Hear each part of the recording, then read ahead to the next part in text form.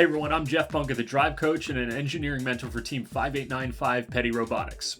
Welcome to episode 3 of Rebuilt Weekly Rundown. We're going to highlight some FRC teams from around the world and the progress that they're making during this build season. This week we're pushing into later stage prototyping, highlighting higher fidelity builds and early alphabot assemblies that are essentially one decision, maybe two decisions away from becoming final robot mechanisms. So we're starting to see things start to really come together. We're not only seeing great mechanism examples, but we're going to start to see great integration examples as well. How are we putting them all together so that they interact appropriately and give us the performance we want? It's worth noting many of the teams featured are sharing open build logs through the Open Alliance on Chief Delphi. But if your team has something you want highlighted, post in the comments or head over to the fun Discord link below and post in the FRC chat so we can check it out. Awesome. So first up, we have Team 5968, the little Apple Cyborgs out of Manhattan, Kansas. Great name, by the way. Anyways, this team has a really great example of a 4-bar intake that I wanted to highlight this week. They're using heavy polycarb included build design and a relatively simple transmission system. You have a Neo on the left side with the belt transferring via 3D printed pulleys and gears to the top roller, and then a simple belt transfer via timing belt down to the bottom roller. Looks super effective, and what I wanted to point out is the durability. It's one of the beauties of a well-designed 4-bar linkage for your intake mechanism is that there is compliance and the ability for it to kind of fold up on itself if it does experience an impact. The other thing I wanted to point out is that in the closed position, the way they have the linkage designed actually provides a great, call it retaining wall or retention wall. So if they do end up moving forward with some sort of hopper design, the little Apple Cyborgs could utilize this style intake to not only pull game pieces pull fuel in off the floor, but when it retracts, it'll actually provide a solid barrier preventing fuel from leaking out or falling out of the hopper. So great work by the little Apple Cyborgs. Before we get to our next segment, we'd like to thank the following. Founded by FIRST alumni, FRCtees understands what teams need. High-quality apparel fast. From t-shirts to jackets and more, with a free 14-day turnaround and faster options available, you can join 200-plus teams who are already saving. Get a free quote by scanning the QR code or going to FRCtees.com. All right, next up we have Raider Robotics, Team 6381 out of Sheboygan, Wisconsin. This is a little bit of a lower fidelity prototype compared to some of the other examples we have for this week, but something I felt compelled to point out on this episode is that Raider Robotics is doing a critical test that I've not seen a ton of examples of online from a lot of our build blog or build log teams so far. Some teams have been doing it, but what I want to point out is they have something that can successfully pick up off the floor. And they have, at least a lower fidelity hopper made out of cardboard or, plastic or whatever that is. And they're kind of holding things together. But what they're pointing out or what they're testing in this example here, I think is something that teams need to make sure they don't overlook. And that is how the intake and the hopper, if you go in the direction of a hopper, interact and sort of mesh with each other, right? This intake works well picking fuel up off the floor, and it seems to transition things over their bumper nicely as well.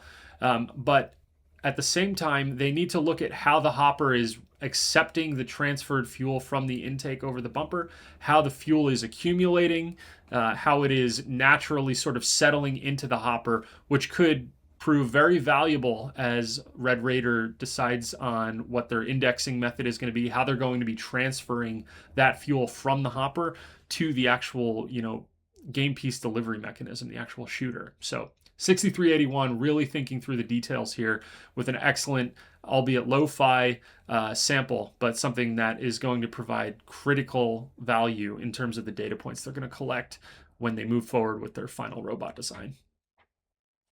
The next team we're going to be highlighting is Team 4744, the Ninjas out of Hadera, Israel. 4744 with what I'm going to call the best example of shoot-on-the-move implementation so far this build season. We've seen it from other candidates or other Open Alliance teams like Mechanical Advantage, and I'm sure they are progressing well themselves, but the Ninjas are really showing up here. The shoot on the move aspect is something that is going to provide challenging for a lot of programming teams and a lot of FRC programmers. It requires a pretty high level of physics understanding and implementation, but if you can unlock it and implement it appropriately, it allows you to be shooting while collecting. This is a critical characteristic or performance attribute for any robot that's playing Rebuilt this year in 2026. And it really defines or really changes the types of roles that you can be actively serving on your alliance, depending on whether or not your robot can do this. The ability to do this unlocks super dynamic scoring, makes you harder to defend. It also makes you an excellent passer if you decide to play the mid zone or the opponent home zone, or alliance zone rather, in the Rebuilt match.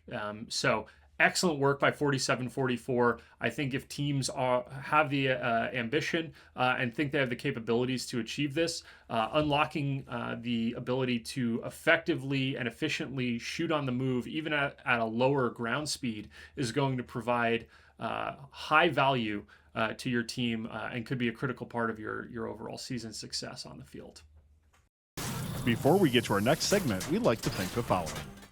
AndyMark provides superior service and reliability that teams expect at AndyMark.com. From the Robots Launcher Expansion Kit to the SDS MK4 and 5 Swerve modules, your team can be ready for Rebuilt. Don't forget to stock up on game-specific elements, bumper kits, and new for 2026 products at AndyMark.com. All right, finally, we're going to be talking about Team 694 StuyPulse out of New York.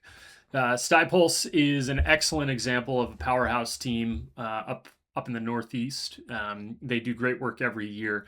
What's interesting about this team so far this build season is they've actually published a CAD model, a partially completed CAD model of their alphabot that they're working on.